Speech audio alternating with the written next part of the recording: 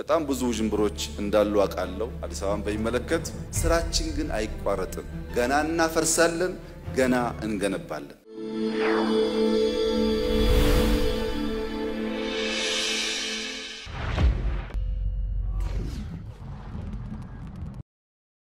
ጠቅላይ ሚኒስትር አብይ አህመድ በእርሳቸው ሐሳብ ምንጭነት እንደተጀመረ የሚነገርለት የኮሪደር ልማትን የሚያስቆም አንዳች ምድራዊ ኃይል የለም ብሏል። አብይ ልማቱን ከጅምሩ ለማስቆም የሚደረግ ሙከራን አስቡበት ከማለት በመዲናዋ የተጠራውን የተቃውሞ ቅስቀሳም ከወዲያው አስጠንቅቋል። ዝርዝር መረጃውን እንመለስበታለን። የአቪዬሽን ሕግን በመጣስ የተወነጀሉት እነ ጆን ዳንኤል ላይ ብይን ስለመሰጠቱም ከችሎት የተገኘው የዛሬው መረጃ አረጋግጧል። ሌላኛው የዜናችን ጥንቅር ነው። የዋት መሪዎችን ታረቁ ጥረት አልተሳካም። ውጥረቱ በመቀለ ቀጥሏል። ጠቅላይ ሚኒስትር አብይ አህመድ በዚህ መሃል የህዋት ጄኔራሎችን ሊያነጋግሩ መሆናቸው ታውቋል። በስፋት የምንመለስበት ጉዳይ ነው። እነዚህና ሌሎች ወቅታዊ ጉዳዮች ተካተዋል። አክብሮታዊ ሰላምታችን በያላችሁበት ይድረስ። የተወደዳችሁ ቤተሰቦች እንዴት ናችሁ? ዕለታዊ መረጃ ቅኝቶቻችን አዳዲስና አነጋጋሪ ክስተቶች ተካተውበት እንሆ ጀምሯል። በመግቢያችን ላይ ያዳመጣችኋቸውን አበይት ነጥቦች እንደሚከተለው በዝርዝር እንመለከታለን። ወደ ቀዳሚው ጉዳይ ነው የምናመራው።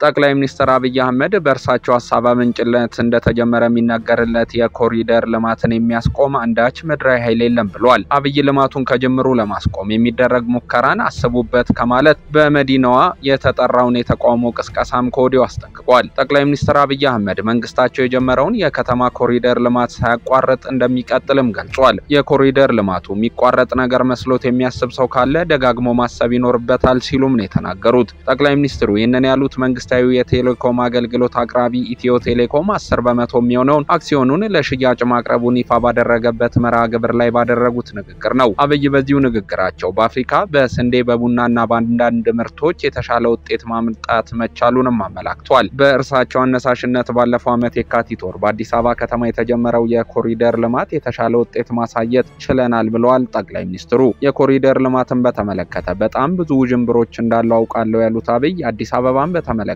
የተከናወኑ ስራዎች በሙሉ ሰው ተኮር መሆናቸውን አስገንዝበዋል። ሰው እንዳይጎዳ ከፍተኛ ጥረት እናደርጋለን። ስራችን ግን አይቋረጥም። ገና እናፈርሳለን፣ ገና እንገነባለን። የሚያቋርጥ ነገር መስሎት የሚያስብ ሰው ካለ ደጋግሞ ማሰብ ይኖርበታል ሲሉም ነው ጠቅላይ ሚኒስትሩ የተደመጡት። አዲስ አበባ አፍሪካ ላይ ካሉ ከተሞች ገና ነች። አሁንም እንኳን ካለም ከአፍሪካ ገና ነች። ገና ሲጀመር የሚቆም ስራ መኖር የለበትም ሲሉም አክለዋል። ጠቅላይ ሚኒስትሩ የኮሪደር ልማቱ ሰው ተኮር ነው ሲሉ የሞገቱ ሲሆን ሰው እንዳይጎዳና እንዳይንገላ ጥያቄ እናደርጋለንም ብለዋል። ያም ሆኖ ግን በኮሪደር ልማቱ ምክንያት ከስራቸውና ከመኖሪያ ቤታቸው የተፈናቀሉ በ10 ሺዎች የሚቆጠሩ ዜጎች እንዲፈጠሩ ምክንያት ይሆንና ከዕለት እንጀራቸው የተናጠቡት በቀጣይ ኢኮኖሚ ቀውስ ላይ ሊወድቁ እንደሚችሉ የሚሞግቱ አሉ። ይህ ብቻ አይደለም። በልማቱ ሳቢያ ከቤታቸው የተነሱ በርካታ ዜጎች በጊዜያዊ የቆርቆሮ መጠለያ ቤቶች እንዲገቡ መገደዳቸውም ነው የሚነገረው። በተጨማሪም በመሃል ከተማ የሚገኙ አብያተ ክርስቲያናትና መስጊዶች ያለምንም ጭር እንዲሉ ምክንያትም ሆኗል በሚል የማህበራዊ ትስስር ገጾች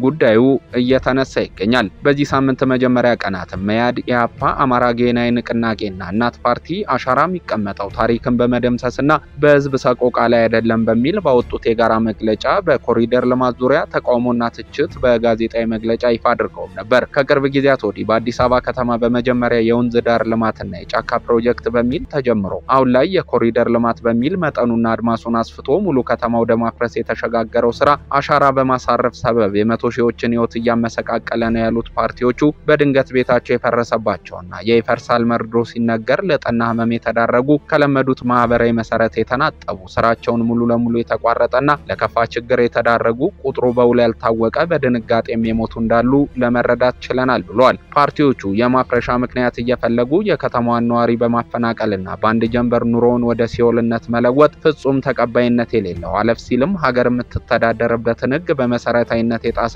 ይጠብቀው ዘንድ ኃላፊነቱን በተቀበለ መንግስት እየተፈጸመ የሚገኝ ከፍተኛ ወንጀል ነው ሲሉ ነበር የገለጹት። አክለውም ከቦታቸው የተፈናቀሉ ዜጎች የነበሩበት ቦታ ካርታና መሰል የነዋሪነት ባለይዞታነት ማስረጃዎች በጥንቃቄ እንዲያስቀምጡ እንዲሁም አዲስ በፈረሱ አካባቢዎች ላይ የገነባቸው ያላቸው ባለሀብቶች የተፈናቀለው ገናቸው አንድ ቀን ተመልሶ እንዲመጣ አድርጋችሁ ማሰብም መስራት እንዳለባችሁ እንደታውቁት ለማሳሰብ እንወዳለን ሲሉ ቢያሳውቁም ጠቅላይ ሚኒስትር አብይ አህመድ ግን ይህንን የኮሪደር ልማት የሚያስቆም የሚያስቆም አንዳች ምድራዊ ኃይል የለም ባይ ናቸው። በጣም ብዙ ጅምብሮች እንዳሉ አውቃለሁ አዲስ አበባን በሚመለከት። ስራችን ግን አይቋረጥም። ገና እናፈርሳለን፣ ገና እንገነባለን። የሚቋረጥ ነገር መስሎት የሚያስብ ሰው ካለ ደጋግሞ ማሰብ ይኖርበታል።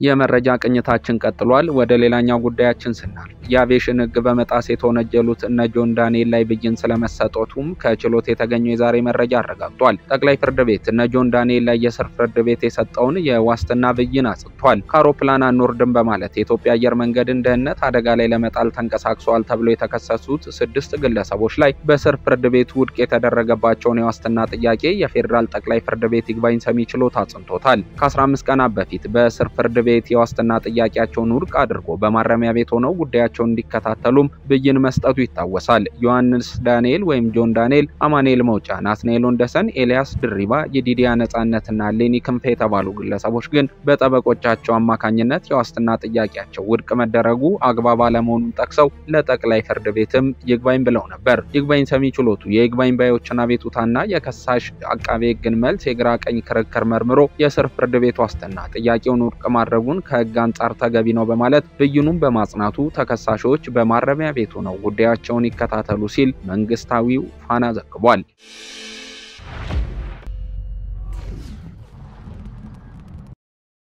ወደ መረጃ ቅኝታችን ሌላኛው ጉዳይ አመራን። የህወሓት መሪዎችን የማስታረቁ ጥረት አልተሳካም ተብሏል። አሁንም ውጥረቱ በመቀለ እንደቀጠለ ነው የሚገኘው። ጠቅላይ ሚኒስትር አብይ አህመድ በዚህ መሃል የህወሓት ጀነራሎችን ሊያነጋግሩ መሆናቸው ታውቋል። የተከፋፈሉትን የህወሓት ፖለቲከኞች ለማስታረቅ የተደረገው ጥረት አልተሳካም። ዶክተር ደብረጽዮን ወደ አዲስ አበባ ተጉዘው ከጠቅላይ ሚኒስትር አብይ ጋር ስለመነጋገራቸው ዘግይቶ ያስታወቀው የህወሓት ይፋዊ ገጽ የህወሓቱ መሪ በጠቅላይ ሚኒስትሩ ጋባዥነት ወደ አዲስ አበባ ተጉዘው በፕሪቶሪያ ውል የእስካሁን አፈጻጸም በትግራይ ጊዜ አስተዳደር አመራሮች ለውጥ ላይ እንዲሁም በሌሎች ጉዳዮች ላይ መምከራቸውን ገልጿል። የህወሓት ሁለት ቡድኖች ፍጥጫ ባየለበት በዚህ ወቅት ይህንን ልዩነት ለመፍታት ያለመ የተባለ በትግራይ የሚንቀሳቀሱ ሲቪክ ተቋማትና ሌሎች አደረጃጀቶች እንቅስቃሴ ማድረግ ላይ መሆናቸው ከተነገረም ሰንበትበት ብሏል። በዶክተር ደብረጽዮንና በአቶ ጌታቸው ረዳ የሚመሩት ሁለቱ የህወሓት ቡድኖችን ለማነጋገር እንዲሁም ልዩነቶቻቸውን ለመፍታት ከተጀመረው እንቅስቃሴ ውጪ እስካሁን በተጨባጭ የተደረገ ግንኙነት ይሁን የተገኘ ውጤት የለም ሲሉ ስማቸውን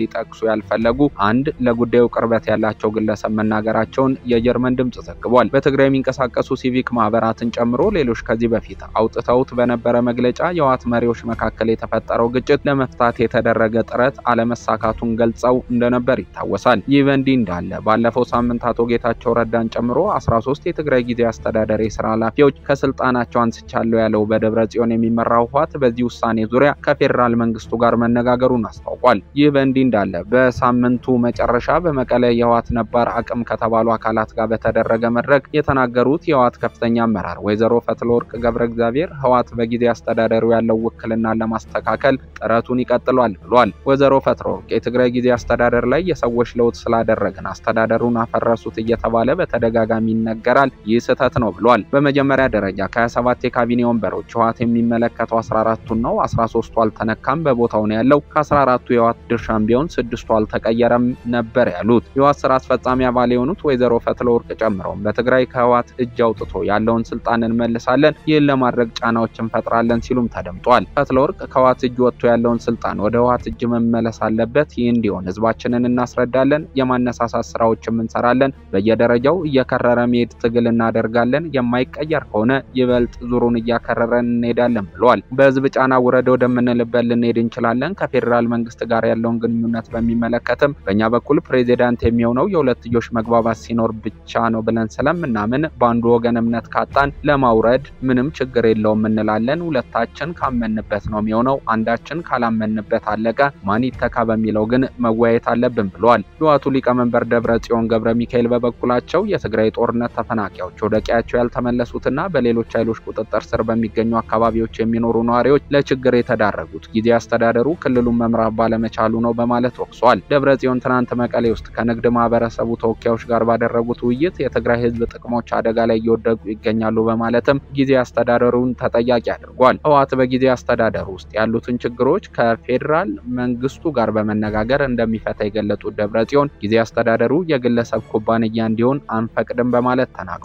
የብልጽግና ፓርቲ ቅርብ ምንጭ ነን የሚሉ ድረገጾች እንደዘገቡት ከሆነ ደግሞ ጠቅላይ ሚኒስትር አብይ አህመድ በዚህ መሃል የህወሓት ጄኔራሎችን ሊያነጋግሩ መሆኑን ታውቋል። እነዚህ በሰሜን ጦርነት አብይ አህመድ ከሚመሩት ጥምር ጦር ጋር ሲዋጉ የነበሩ የጦር አበጋዞች በትግራይ ኃይል ቀላቀለ ስልጣን ሽኩቻ አንቀበልም ሲል ይፋ ማድረጋቸው ይታወሳል።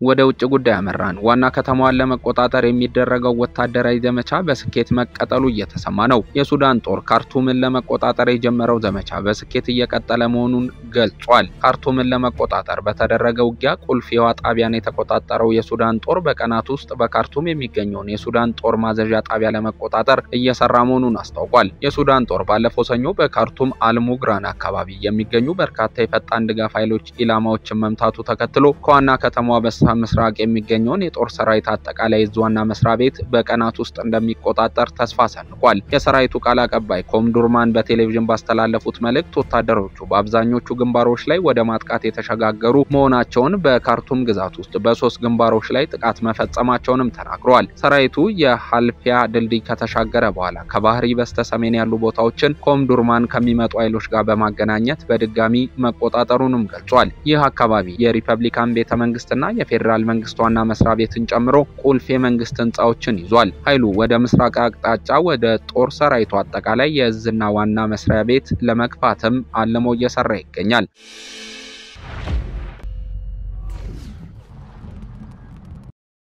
በመጨረሻም ጃፓን ለኢትዮጵያ የሽግግር ፍትህ ፖሊሲ የትግበራ ሂደት አስፈላጊውን ድጋፍ እንደምታደርግ ይፋ አድርጋለች። የፍትህ ሚኒስቴር ዴኤታ በላዩን ይርጋ በኢትዮጵያ የጃፓን አምባሳደር ሺባታ ሄርኖሪ ጋር ባደረጉት ውይይት ኢትዮጵያና ጃፓን በሽግግር ፍትህ ትግበራ ምዕራፍ ሂደት በጋራ የሚሰሩበት ሁኔታ ላይ መክሯል። አቶ በላዩን ይርጋ በዚህ ወቅት በኢትዮጵያ ባለፉት ጊዜ ያለተፈጸሙ የሰብአዊ መብት ጥሰቶች እልባት በመስጠት ዘላቂ ሰላም፣ ዲሞክራሲና የህግ የበላይነትን ለማስፈን የሽግግር ፍትህ ፖሊሲ ጸድቆ ወደ ትግበራ መግባቱን ገልጿል። አሁን ላይ የፖሊሲው ማስተግበሪያ ፍኖተ ካርታ መዘጋጀቱንም ገልጸው የሽግግር ፍትህ ፖሊሲ ላይ የተመላከቱትን ማስተግበሪያ ስልቶች የሚተገብሩ ተቋማትን ለማቋቋም የህግ ማዕቀፎች በመዘጋጀት ላይ ናቸው ብሏል። የጃፓን መንግስት በህግ ረቂቆቹ ላይ የሚደረጉት የግብዓት ማሰባሰቢያ መድረኮችን ጨምሮ በፖሊሲ ትግበራ ፍኖተ ካርታው ላይ የተመላከቱትን ተግባራት በመደገፍ በትብብር እንዲሰራም ጠይቋል። የሽግግር ፍትህ ሰላምን ለማረጋገጥና ዲሞክራሲን ለማስፈን ወሳኝ እርምጃ መሆኑን ጠቅሰው አገራቸው የትግበራ ሂደቱን ለመደገፍ ዝግጁ ናት ማለታቸውን የሚኒስቴር መስሪያ ቤቱ መረጃ አመላክቷል። ውድ አድማጭ ተመልካቾቻችን የዕለቱ የመረጃ ቅኝታችን አበቃ። በያላችሁበት ሰናይ ጊዜ ተመኘን።